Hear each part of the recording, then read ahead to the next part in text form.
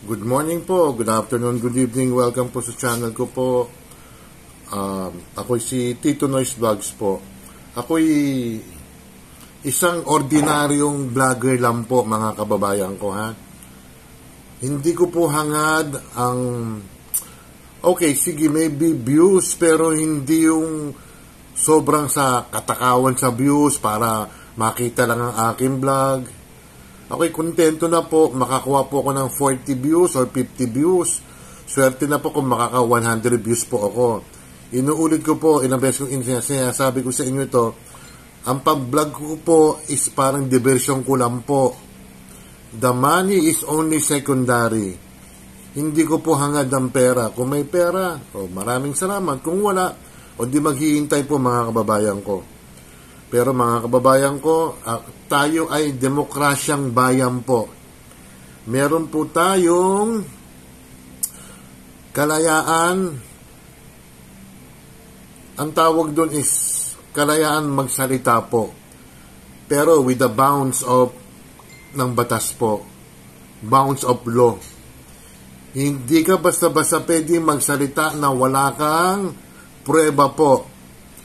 Ito pong paririnig ko po sa inyo ay ako'y galit na galit po, pero hindi po ako nilapastangan po ang ating Vice Presidente na si VP Sara Duterte Carpio. Ang buong pangalan niya is Sara Zimmerman Duterte Carpio po. Wala lang po sigurong, hindi ko lang alam kung anong klaseng vlogger po ito. Wala po siyang respeto sa kababaihan po. Disrespectful sa mga... Di ba ang nanay niya is lalaki rin? Hindi ko babanggitin po ang pangalan ng vlogger po. Yung iparirinig ko po sa inyo, kayo po humusga na lang po, ah. Medyo, hindi naman siya hindi naman siya R, yung may blatant na words, pero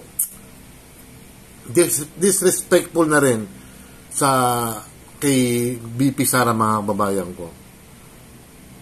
Sana wag ako, hindi naman nagmura tong vlogger na to, kaya lang ito ay galit na galit sa mga Duterte po. Kaya siguro ganun ang sinabi niya. At may mga palpak po siyang sinabi about sa isang gasoline station. How to apply a gasoline station. Grabe, napaka cyber libel po ang ginawa niya eh. Ang ginawa niya po, hindi opinion, hindi komentaryo, hindi reaksyon. Accusation po. Pero meron akong sa kanya. Ay, tingnan natin ha. May sasabihin ako sa kanya na Grabe yung pinagsasabi niya, mga kababayan ko. Hindi pwedeng makain ng ng aso. Yung mga pangungusap niya, mga kababayan ko. Hindi pwede. Ayan, meron. Ang dali lang ha. Ibang klase. Sana naman pakinggan nyo mabuti. Grabe. May isang vlogger naman, nagagaslighting pa. Sabagay, siya anti-Duterte, okay lang yun. Pero, mapa-anti-Duterte ka man o hindi, irespeto mo yung kababaihan. Gabriela, sana napanood nyo to. Itong isang vlogger na to na nilapastangan ang kapwa nyo babae. Grabe. Para humalaman ninyo, pakinggan nyo ha. Yung basketballista na sinasabi ko na ginastosan ni Sara Duterte ng mahigit 100 million para po tayuan ng gasoline station. Ayan. Take note. Binigyan yung pangalan binigyan daw yung John Amores na player ng Northport, ano ba yun? Sa PBA, mga babayan ko, ng 100 million para magtayo ng gasoline station. Ang nagbigay daw si Sara Duterte, si BC. May kapalpakan na kagad yung sinabi niya. Kung sino man ang source mo, siya po ay isang batang-batang maskulado, hindi lamang maskulado, talagang macho. Siya po si, kung di pa ako nagkakamali, siya po si Jan Amores, Siya po si Jan Amores. Grabe. Siya po ay sa player ho ng hindi ko lang alam kung anong player to siya kung anong to siya, basta si Jan Amores to, itong sa mga nakakakilala sa kanya, ito po yung basketballistang sinasabi ko na ginastosan ho ng mahigit 100 million ni Sara para po tayuan ng gasoline station. Napakaswerte, napakamahal siguro ng itlog dito. Napakamahal siguro. Tiyan mo, kabastusan mga kababayan ko.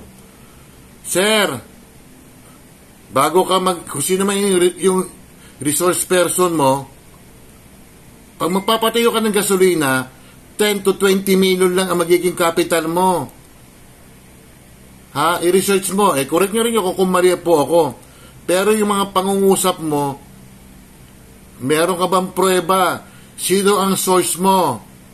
Tuturuan kita para mapatalsik si BP Sara. Pero ako ay sumusuporta kay BP Sara para matigil na yung kabablog mo. For the views na naman yan. Siguro ng serbisyo nito, o mahal lang talaga siya ni Sara, kaya imbis na yung 100 million ay ibigay sa ating mga kababayan, siya po ay sa PBA naglalaro pala noon, naalala ko na, siya pala ay sa PBA naglalaro. Jan Amores, kilalang kilala ko yan. So mga kababayan, yung 100 million na hindi masagot ni Sara Duterte. Sinagot na yan Dahil lang sa kanyang kalantian, dahil sa kanyang kawalang respeto sa kanyang sarili o sa kanyang asawa. Ayun. Grabe. Napunta lamang po sa isang tao na nagbibigay ng kaligayahan kay Sara. Tinan mo. Sayang ko, yung 120. Sasabihin mo, 125. Magkano ba? 100 million o 125? Yung source mo, sir. Titigilan ko na po, medyo napakasakit ang pinagsasabi nitong vlogger na to. Kaya na lang po maghanap kung sino vlogger na to. Ganito na lang mga kababayan ko. Kung sino ka man vlogger ka na, mga kababayan ko, hindi porket mataas ang subscriber nito, 125,000 subscribers maniniwala agad kayo mga kababayan ko. Although kung kayo anti-Duterte, siyempre maniniwala po kayo. Isang araw, binanata ko si Pangulong Rodrigo Roa Duterte kasi yung kamalian niya about kay Pangulong Marcos, medyo tinira ko siya. Pero dito sa issue na to mga kababayan ko, lapastangan to. Sana kumilos ang kampo ni Vice Presidente BP Sara. Huwag niyong palalampasin to. Ganito na lang, sir, kung sino ka man na lapastangan kang wala kang galang sa babae, tuturuan kita. Kung sino man ang source mo, kung abogado man yan, o etc. Ewan kung sinong tao yan. Kung sino nagbigay sa iyo ng impormasyon na accusation kay BP Sara, na ayoko sabihin yung mga pinagsasabi mo. Sinabi mo na sa dito sa vlog mo Mag-file ka ng impeachment. Ang tawag dyan, immorality. At saka, loss of confidence sa isang government official. Sige, mag-file kayo ng impeachment. Tingnan natin. Kung talaga matapang ka, dapat hindi ka naka-face mask. Duwag ka pa ng vlogger Yun ang masasabi ko. Duwag kang vlogger. Di ba? Ako ito, mukha ko Tito Noise Vlogs ako yung nagko-komentaryo, hindi ako nag-aakusa. Ikaw nag-aakusa ka Tinamaan ka ng may isa naman na nagpalabas na anti-Duterte rin. Nag-gaslight pa. Panginoon ko.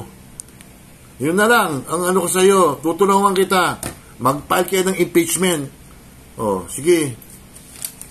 Shoutout muna tayo. Pasensya na po, medyo yung isang pangungusap doon may Makati na nagbibigay ng serbisyo. Disrespectful. Gabriela, kumilos kayo.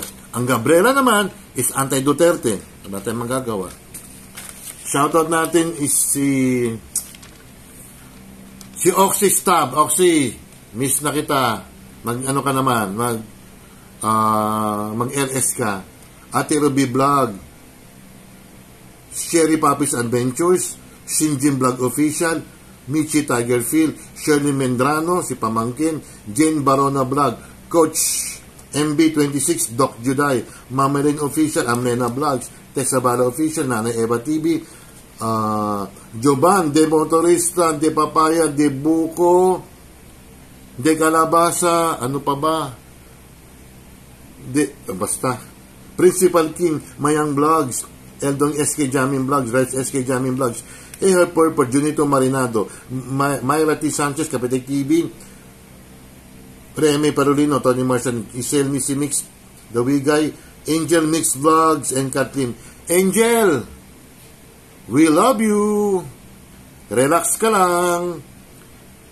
Chaps de la Cruz, may Latina, si Natasha Mix Vlogs, Arlene Hugs, Casablanca, Pearl DM, Mami ni Raj, Jessa Marie, 23 Vlogs, Baby Yashi, Eunice and Burgess Tante, Marus TV, Food Trip Ranger TV, Guwapong Lalaksot, Jane Barona, Jana Mix Vlogs, Benji Opa Sanchez, Angeline Langansanang, New Zealand, Dems Cake, Sweetie Cake TV, Sweetie Cake Channel, Nuna Wonder PH, Jurens Vlog, Ella Kimo, Cindy Mix TV, Elis Neris Channel, Jerina Saudi Arabia, Daria Ricardo in Israel, Evelyn Olase, Evelyn Official, Simply Grace, Inaanak, Ate Isabel, Tess Padulina, Nina Laresma Lozano, Marites Coco, Kojos TV, Tita Marie, Angie of San Francisco, Ferdy Albino, Kapaternaga, Rosebud Adventure, Family Flower Blog, Judy Official Channel, Charles Lumawid, Above SKTV, Tita Pearl, Boss Anin, Girly Mercy and Casey, Banana, JC is over, Sarah Blog, and sino ba to? Learn of India and Farouk Fariel, mga kababayan ko. Wala akong palakpak, wala akong boo. Mga kababayan ko, demokrasya po tayo. Pero may limitasyon ang demokrasya. May limitasyon nga po ang freedom of speech, freedom of expression. Maging responsable naman kayo mga vlogger na kayo para lang sa pera mag-aano na kayo. Di ba? Huwag ganyan, maging patas kayo. Kung talaga may prueba kayo, as I said, kung sino ka man vlogger ka na napaka-disrespectful mo sa babae, file an impeachment case. Yan, sa lower house, punta kayo, mag-file ka ng impeachment case, hindi yung panay daldal ka, binastos mo pa yung BP natin. So, yun nga, kaya nga kung may ebidensya kayo, file it. Don't forget to like and subscribe. Hit the bell notification para ma-update kayo sa aking mga video. Hirap sa atin yung ibang mga vlogger eh. Kumita lang eh. Di ba? Maging responsable kayo. Kapal ang mukha nyo. Peace sa inyo lahat. Bye.